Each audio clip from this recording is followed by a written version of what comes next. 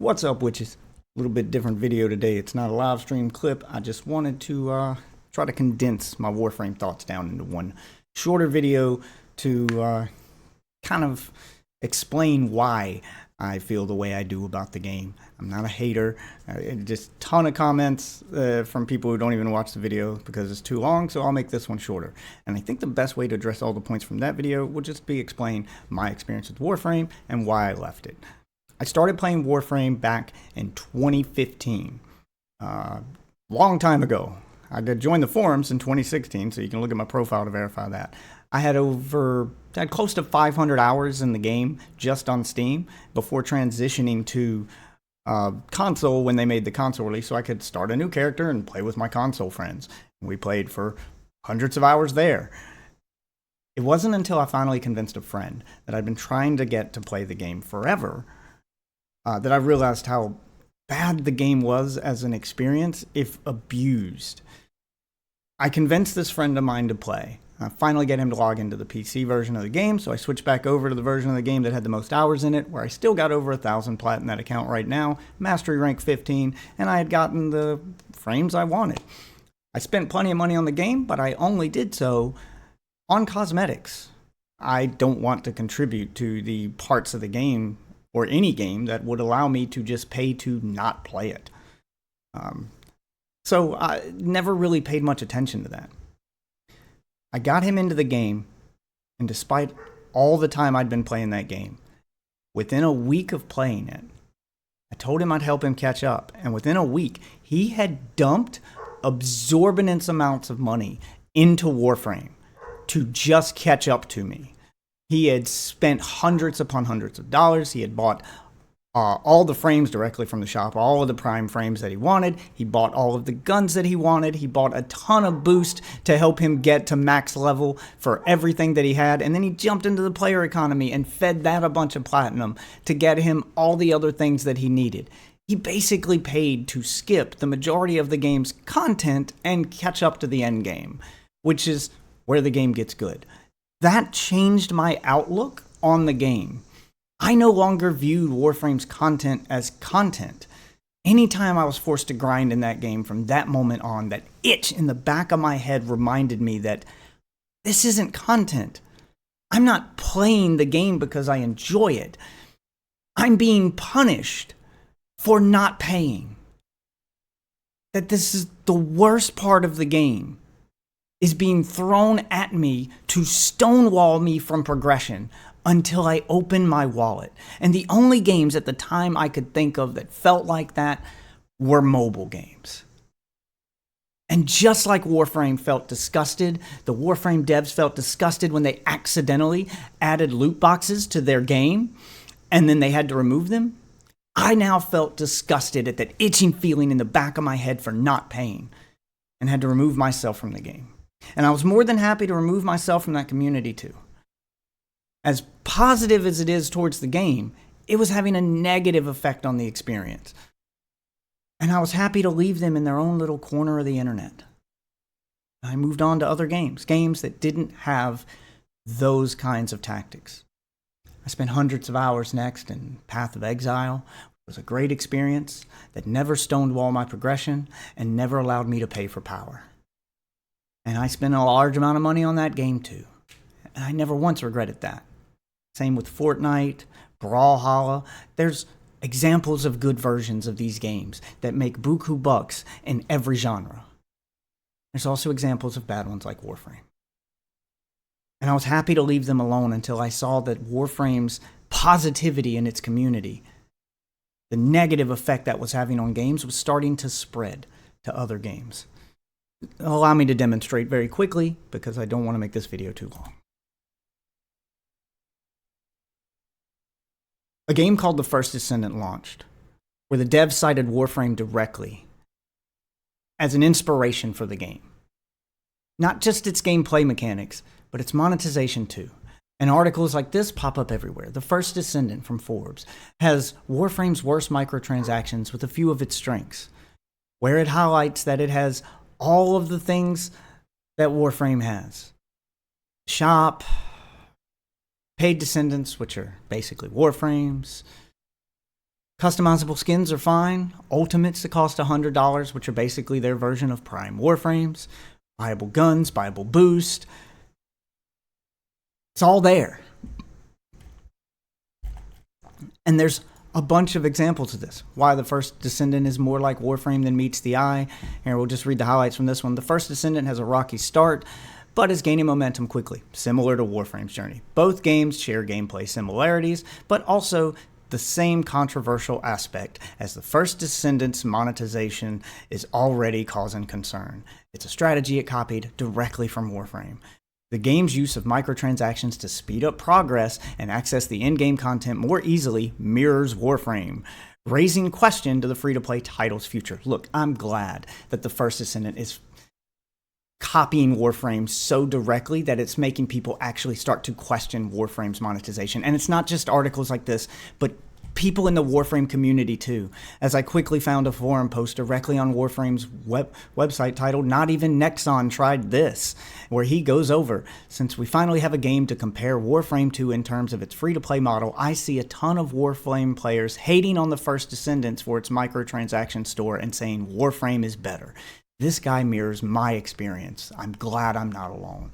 When in fact, Digital Extremes kept this in the game for its entire lifetime now without even addressing it. And he goes over the things that Warframe does that the First Descendant doesn't, and you've all accepted. Resources are buyable. There's a screenshot of the resource being buyable in Warframe at an exorbitant amount of plat too. Credits are buyable. And there's a screenshot of credits being buyable. Indo is buyable. Look at that. Indo is buyable. How much more of the game can we pay to not play? The worst craft and timers in any game. These dwarf the First Descendant by a long shot. I think the longest one in First Descendant is maybe 10 hours. 72, 24, yeah, they're all shown here. Incarnon adapters are buyable. Everything in Warframe that can be monetized is. And when another game tries the majority of its tactics, but not all of them, it doesn't have a real money auction house, which is what that player-based trading economy is. It's Diablo 3's real money auction house all over again. But letting it go on for as long as it did, with a community that excused it for as long as they have painted the picture to other games and other devs that this is the model they should follow. And anytime you speak out against those games, its player base is simply going to point at Warframe as going, what worked for Warframe? Why is no one screaming at Warframe? It would be unfair of any gamer to criticize any other game for using the same monetization practices without also bringing that criticism to Warframe, which is all I've done. Since Warframe was the first to do this, it became the pillar, the blueprint for games to follow, to the point that actual mobile games are being ported to PC now, and then compared to Warframe when people complain about them. We're talking Genshin Impact, Honkai Star Rail, Zenless Zone Zero, among many others. Even Diablo Immortal found a home on PC. People begged for it because it worked for Warframe. Look, I loved Warframe, and it depresses me to see that this has gone on for as long as it has. After taking a break from the game for so long, and then seeing another game come up and basically go through its same start, yeah, I feel a little gaslit at the end of it. And then seeing creators like Loot Drop or Legendary Drops or whatever his name was make videos pretty much excusing all of it while lightly glossing over the worst parts just kind of verified that gaslit feeling for me. Look, enjoy your game if you want to enjoy your game. By all means, I have friends who still play Warframe. But you can't call yourself honest if you defend these microtransactions and act like Warframe is the golden child to gaming. Okay, it is a wolf in sheep's clothing. If you can be honest about the microtransactions while playing the game and warn other players about them and say, hey, if If you're okay paying for that, they're here. If you can ignore them, you'll still get a good time out of the game. You can earn everything for free, for the most part.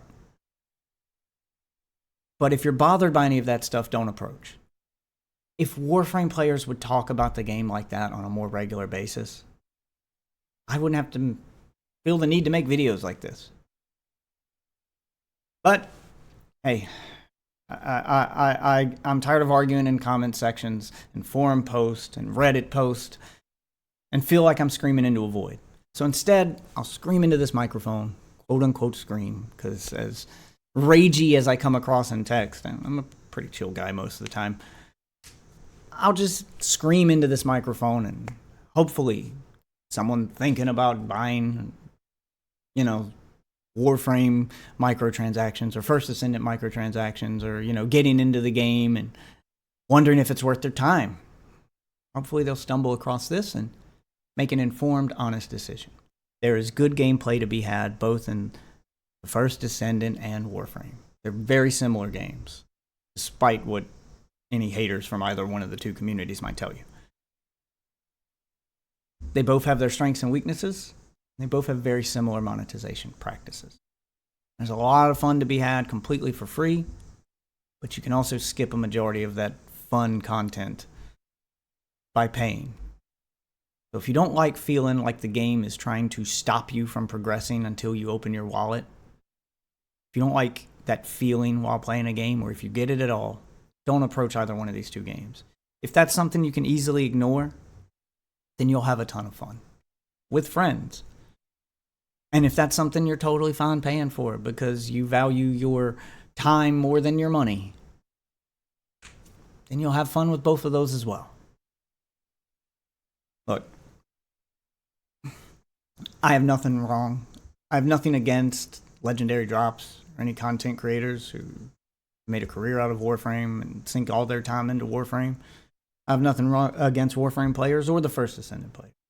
I just want people to be honest, and I just want people to inform before they step foot into a game that demands a lot of their time or a lot of their money. And hopefully, together, our better habits can lead to better communities and games in the future. We shouldn't be supporting this if we don't want to see it infect other games, and we definitely shouldn't be simping for it. I personally only support games that don't have any pay-to-win elements in them whatsoever.